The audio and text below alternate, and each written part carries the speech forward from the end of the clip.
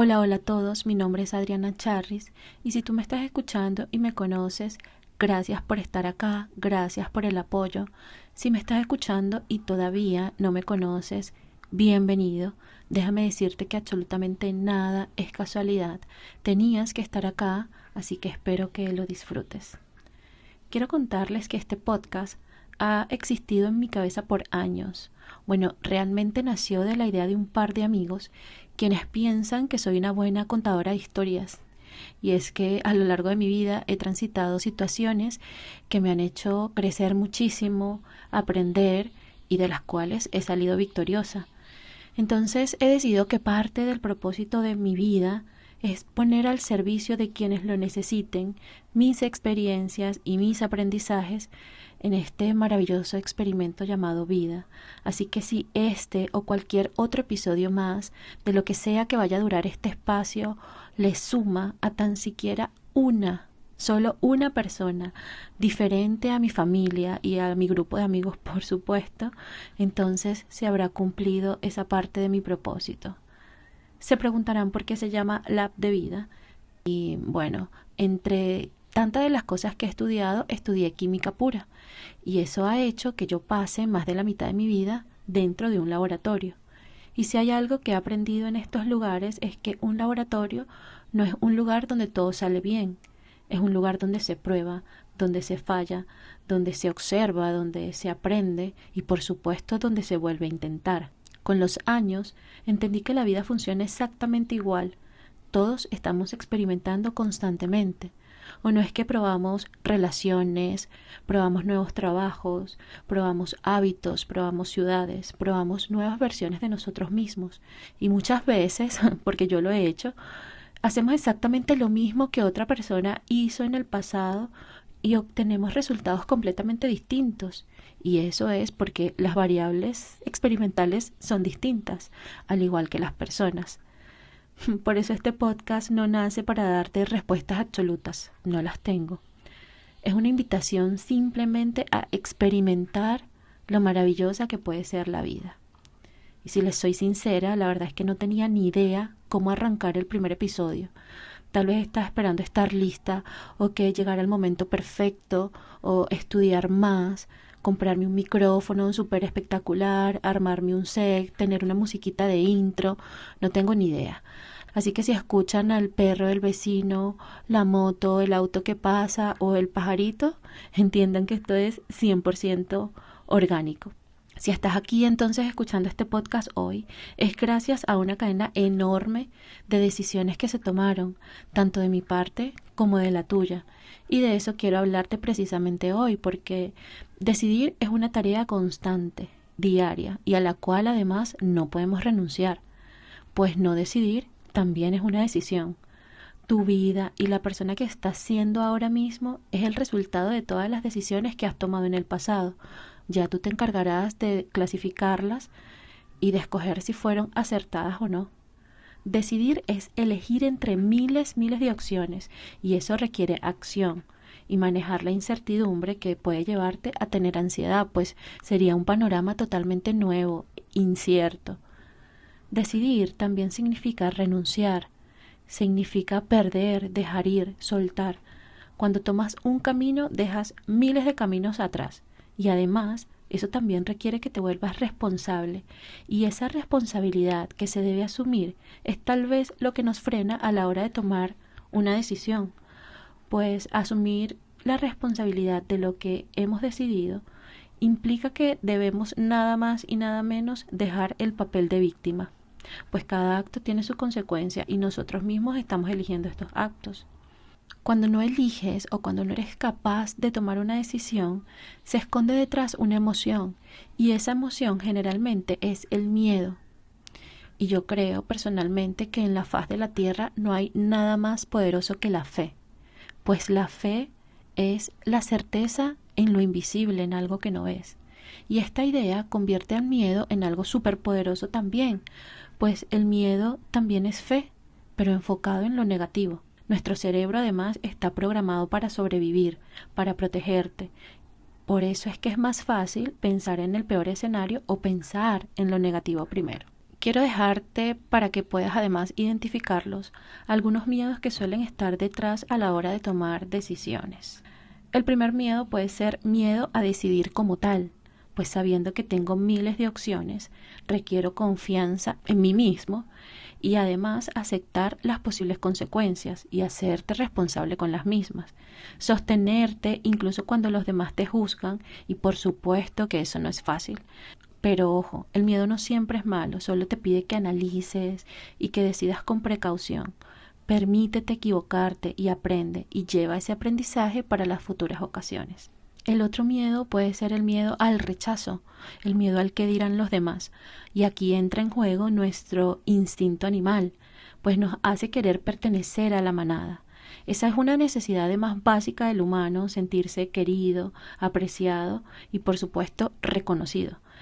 Y es que el rechazo es tan popular, es tan común, que puedo decir que es una de las heridas del alma que todos tenemos o que hemos tenido. Pero bueno, en otro episodio ya hablaremos de eso. Tal vez te encuentres pensando, si me priorizo a mí, puedo hacer sentir mal al otro. Pero déjame decirte una cosa, la vida que quieres ya de entrada te cuesta la vida que tienes. Pregúntate, ¿estoy construyendo mi vida o estoy intentando administrar las opiniones de los demás? Porque cuando intentas agradarle a todo el mundo, terminas alejándote de ti mismo. Hay otro miedo muy común y es el miedo a perder el control. Y esto es cuando tienes miles de opciones, te obsesionas antes de decidir por una, evalúas los pros, los contras, pero la necesidad de tener todo resuelto o de tener el control puede ser tan grande que no te permita decidir. Y aquí quiero citar al emperador y filósofo romano Marco Aurelio, quien decía que el único poder real que poseemos o el único control que tenemos es el dominio de nuestra propia mente y nuestros juicios, pues los eventos externos escapan totalmente de nuestro control. Entonces, respira y suelta el control. Otro miedo que se esconde detrás a la hora de tomar una decisión puede ser el miedo a equivocarme o el miedo al fracaso. Y es que este miedo puede llevarte a una indecisión crónica. Entonces, hazte amigo de la incertidumbre. Es casi imposible tener la certeza antes de decidir si la decisión fue la correcta o no. Se debe actuar y luego verás si fue correcto o no. Lo bueno es que siempre hay un aprendizaje. Y en este punto quiero contarte la historia de alguien que seguramente has escuchado, y se trata del científico Thomas Alva Edison, que se conoce popularmente como el inventor de la bombilla. Si bien él no fue el inventor de la bombilla, sí logró desarrollar una versión práctica, duradera y comercialmente viable. Se dice que él y su grupo de científicos probaron miles de materiales, por lo cual hicieron numerosos experimentos, fueron más de 1000, hasta que lograron una bombilla que podía mantenerse encendida por más de 1200 horas. El proceso duró más de 2 años. En una rueda de prensa, una periodista le preguntó cómo se sentía después de haber fracasado más de 1000 veces, a lo que Edison contestó: no fracasé. Simplemente descubrí 1000 formas de no hacer una bombilla. Edison expresó en múltiples ocasiones que cada intento fallido era una información valiosa que lo acercaba a la solución. Para él, un resultado no funcionaba como un fracaso, sino como un dato más dentro del experimento. Como buen científico, veía que cada intento era parte del proceso de descubrimiento, no una derrota. Entonces, déjenme recordarles, el fracaso no es lo contrario del éxito, es parte del camino hacia él. Y aunque parezca muy loco, también existe el miedo al éxito. Y el miedo al éxito implica perder tu identidad actual. Y eso también puede aterrar a ciertas personas, pues muchas veces no tenemos miedo al éxito, sino a lo que vendrá después. Entiende que crecer implica despedirte de versiones de ti. Toda transformación exige una pequeña muerte, y es la de quien ya no estás llamado a ser. A veces el miedo no es volar, sino descubrir que puedes hacerlo. Cambiar esa identidad también está relacionado con la historia interna que te cuentas todos los días a ti mismo. Recuerda que elegirte te hace más libre. Pero ¿qué define tu identidad? Aquí quiero que te hagas una pregunta que suelo hacerle a las personas a las que acompaño. Quiero que te preguntes ¿quién soy? Pero espera un momento, no contestes tan rápido. Respira. Cuando nos hacen este tipo de preguntas solemos contestar rápidamente con nuestro nombre. Soy Adriana, soy Patricia, soy Carolina. O podemos contestar con nuestra profesión. Soy licenciada en química, soy diseñadora, soy abogada. O tal vez con el rol que estamos ocupando en ese momento de nuestra vida. Soy la esposa de Matías. Y aquí quiero traerte una idea fascinante del coaching ontológico que me impactó profundamente, y es la diferencia entre dos preguntas. En lugar de preguntarte ¿quién soy?, pregúntate ¿quién estoy siendo? Parece una pequeña diferencia, pero lo cambia absolutamente todo. Porque cuando te preguntas ¿quién soy?, parece que buscas una respuesta definitiva. Es como si existiera una versión terminada de ti. Eres así y ya. Es como una foto estática. Pero cuando te preguntas quién estoy siendo, aparece el movimiento, aparece la posibilidad, aparece la transformación, y esa foto se convierte en un video. Porque quizás hoy estés siendo una persona que vive desde el miedo, y mañana puedes estar siendo una persona que actúa a pesar de tener miedo. Quizás hoy estés siendo alguien que se critica constantemente, y mañana puedas estar siendo alguien que aprende a tratarse con compasión. Quizás hoy estés siendo alguien que espera, y mañana puedas ser alguien que decide. Y eso, muchachos, es completamente liberador. Tus decisiones del pasado han construido tu presente, así que las decisiones que estás tomando hoy ya están construyendo tu futuro.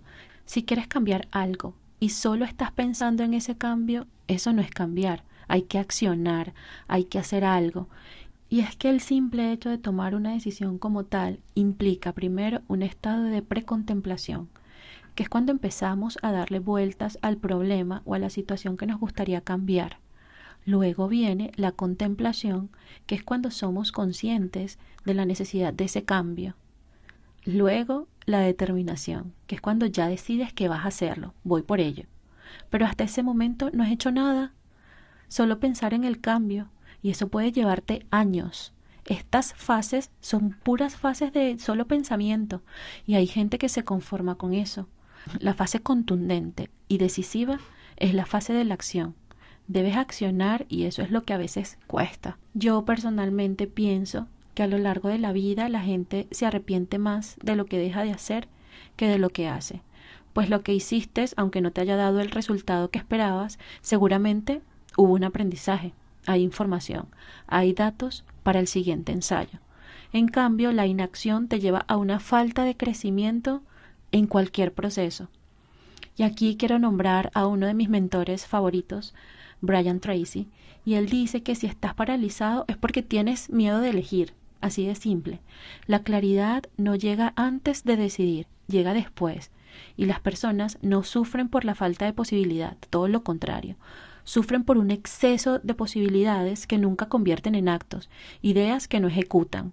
Y es súper común que cuando el ser humano se enfrenta a demasiadas puertas abiertas al mismo tiempo, en lugar de cruzar una, se sienta ver cómo alguna se cierra sola. Y eso es cobardía disfrazada de prudencia. El momento correcto es una mentira que nos contamos para evitar la incomodidad, el salir de la zona de confort, de lo conocido. Y es por eso que la indecisión se siente como protección, pues aún tienes todas las posibilidades. Cuando decides, cierras otras puertas, y eso es totalmente amenazante para el cerebro. El único lugar donde las decisiones existen es el presente. Así que no pienses en lo que vas a perder si te equivocas. Enfócate en pensar lo que pierdes si nunca lo intentas. Pero es que decidir requiere carácter. Y ese carácter se forja cuando tu identidad está clara, cuando hay autoconfianza. Pero ¿cómo podemos construir autoconfianza? Bueno, la autoconfianza se construye con el cumplimiento de los compromisos que te haces a ti mismo. Cada acto disciplinado es como una conversación silenciosa que tienes contigo mismo, donde te dices, confío en mí, cumplo con mi palabra, mi futuro importa. En cambio, cada vez que dices que vas a hacer algo y no lo haces, la relación contigo mismo se debilita, y ahí crece la desconfianza en ti mismo, porque te cuesta creer que lo puedes lograr. Quiero dejarte algunos tips para que tengas en cuenta a la hora de tomar una decisión. Y el primero, por supuesto, que es de mi mentor, Brian Tracy, que él nos pide que aprendamos a distinguir la voz de nuestro corazón de la voz del miedo. La voz del corazón es la que sabe a dónde quieres ir, qué tipo de persona quieres ser. La voz del miedo, por su parte, es inteligente, habla tu mismo idioma, usa tu misma lógica, por eso es difícil distinguirla. La voz del corazón te acerca a lo que quieres, a una dirección que ya crees tuya. La voz del miedo te aleja de algo, te impulsa a la inacción. Así que por favor guíate por una emoción sana, bájalo a papel, escríbelo en puño y letra, por ejemplo, no sé, cómo quiero sentirme dentro de 6 meses o qué quiero estar haciendo. Y luego pregúntate qué decisiones debo tomar diariamente para acercarme a esa versión de mí. Toma acción, aunque no sepas qué va a pasar, amígate con la incertidumbre y haz siempre lo mejor que puedas con las herramientas con las que cuentas hoy. Importantísimo, no mires al pasado. No te sientas culpable por las decisiones que tomaste en el pasado. Asúmelas con responsabilidad. En ese momento pensaste que era la mejor opción, que era la mejor idea. No te arrepientas, ya pasó. Piensa, analiza, visualiza los escenarios, escucha lo que sientes y por favor combina ambos factores, el cerebral y el emocional. Pero pase lo que pase, aprende. Para las decisiones reversibles, decide rápido y corrige bajo la marcha. Para decisiones irreversibles, tómate el tiempo necesario para analizar, pero ojo, ponle un límite a ese tiempo. Sostén tu decisión. Habita tu camino sin mirar atrás con añoranza. Quiero recordarte que en un laboratorio, cuando un experimento no produce el resultado esperado, no se considera un fracaso. Se considera información, aprendizaje, datos para el siguiente intento. Y sigo pensando que la vida funciona exactamente igual. Así que recuerda, no eres tus errores, no eres tus caídas, no eres la decisión equivocada que tomaste hace años, eres la persona que hoy tiene la posibilidad de decidir nuevamente. Tal vez no podemos controlar todo lo que sucede, pero sí que podemos decidir quién estamos siendo frente a eso que sucede. Y allí, chicos, quizás es donde comienza la verdadera libertad. Recuerda que donde pones tu atención, pones tu energía. Eso es lo que dice Joe Dispenza. Y en lo que pones tu energía, eso crece. Te aseguro que crece. Quiero proponerte algo, un experimento. Por supuesto, este es Lab de Vida. Durante esta semana quiero que te preguntes quién estoy siendo hoy, qué decisiones estoy tomando, qué hábitos estoy construyendo. ¿Esos hábitos me alejan o me acercan a lo que quiero lograr?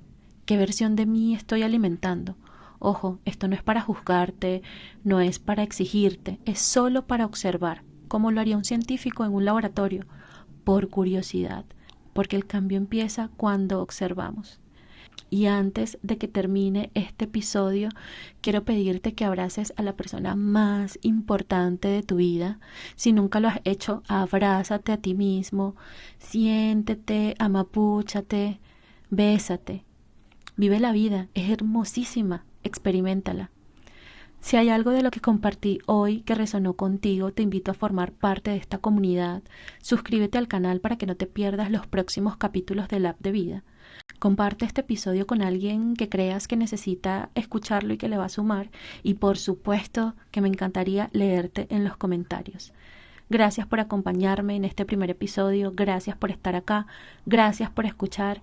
Y recuerda, la vida es como estar en un laboratorio. Observa, experimenta, aprende, ajusta y vuelve a intentarlo. Hasta el próximo episodio. Chao, chao.